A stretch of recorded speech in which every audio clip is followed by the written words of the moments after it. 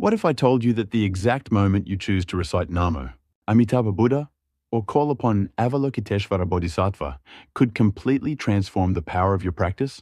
Right now, thousands of sincere practitioners are reciting these sacred names, but many are missing the deepest teachings about timing and method. There's an ancient wisdom that reveals not just what to recite, but precisely when your recitation carries the most transformative power.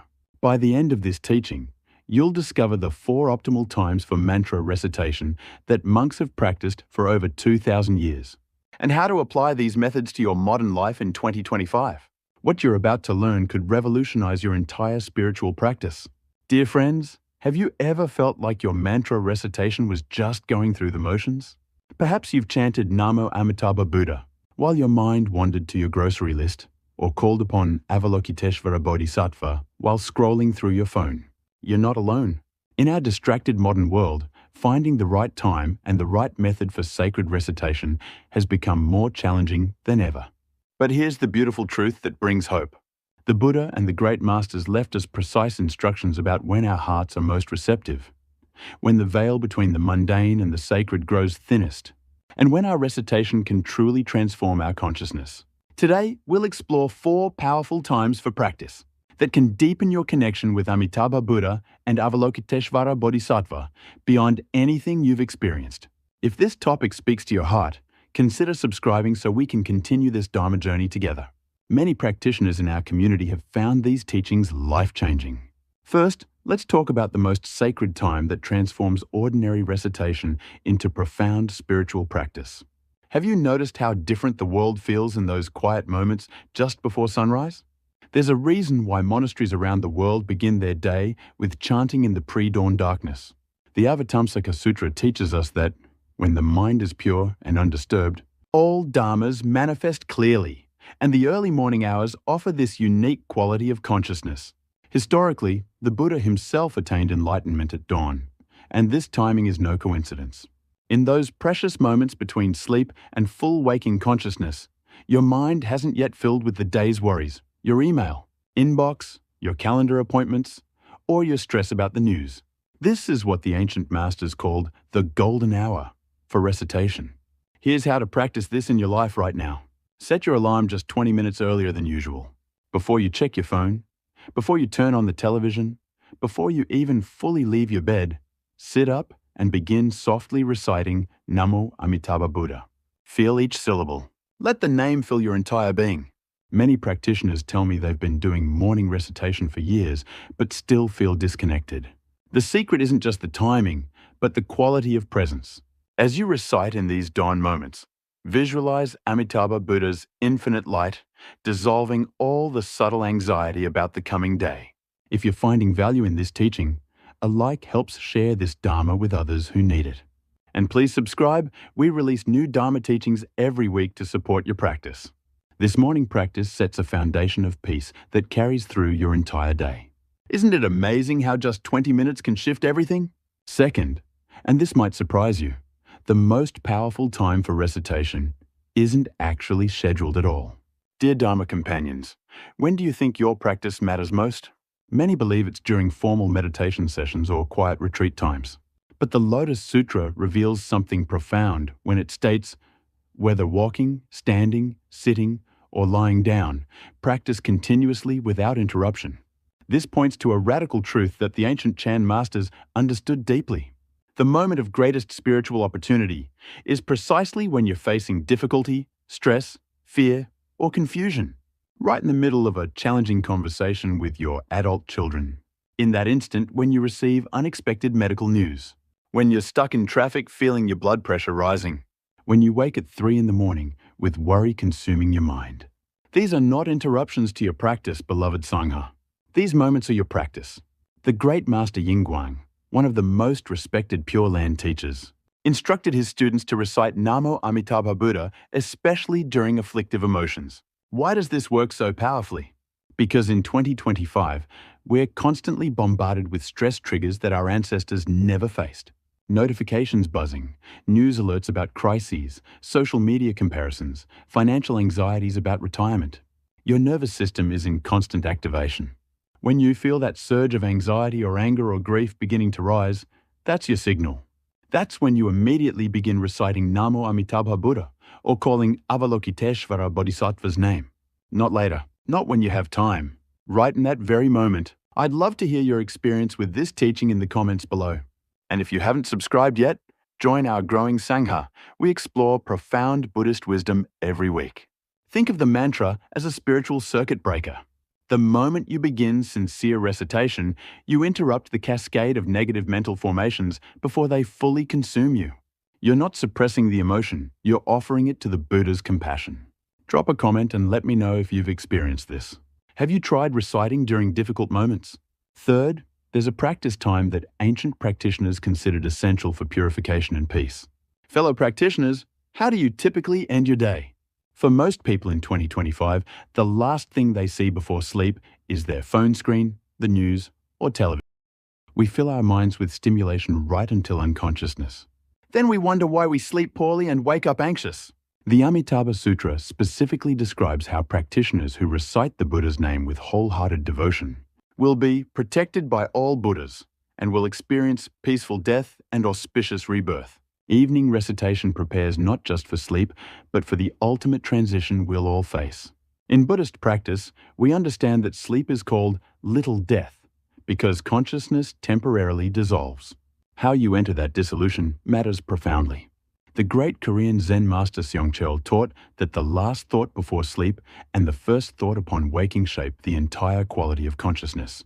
Here's the practice that can transform your sleep and your life. 1 hour before bed, begin your transition time.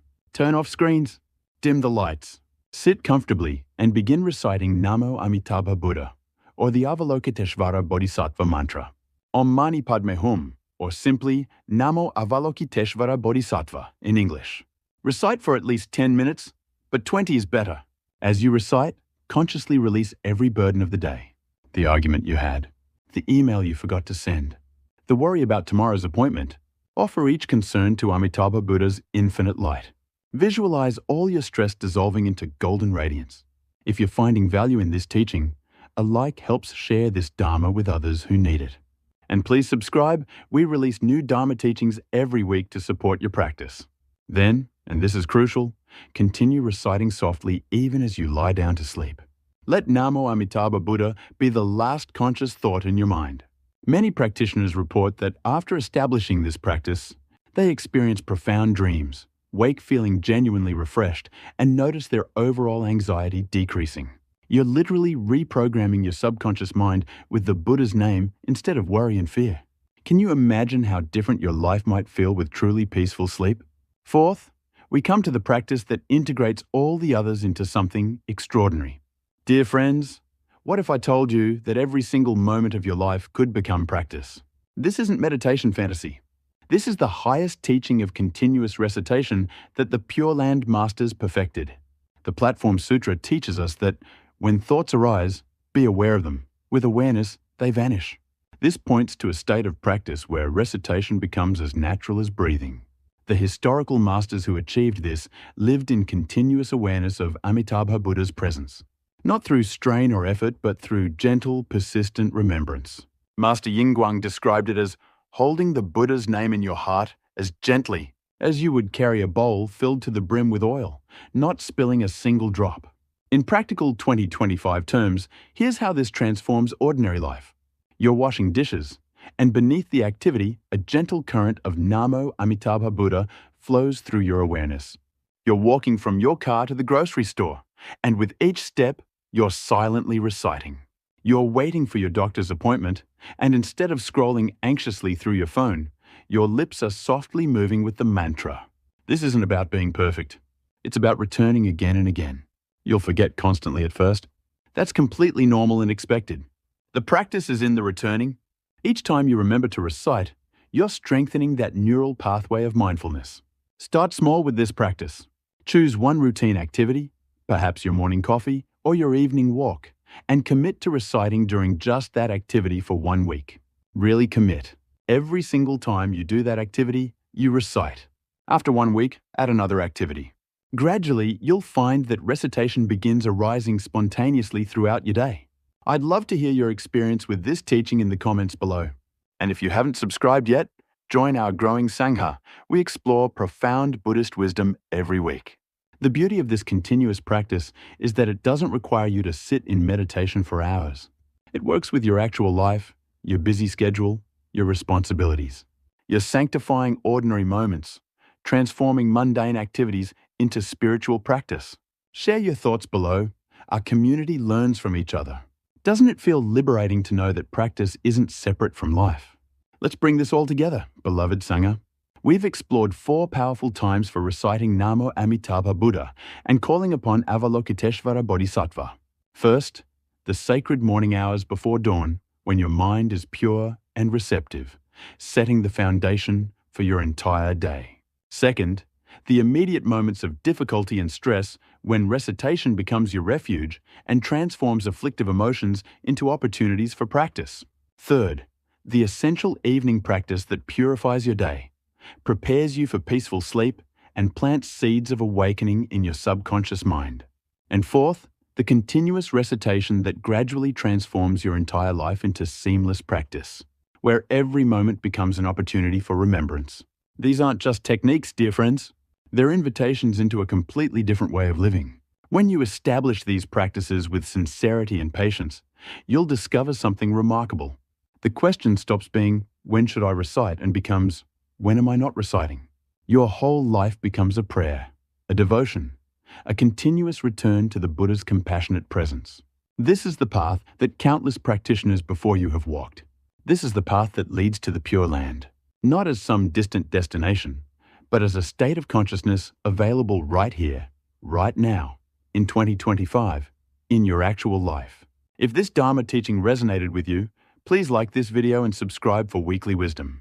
Share your biggest insight from today's teaching in the comments. I read every single one.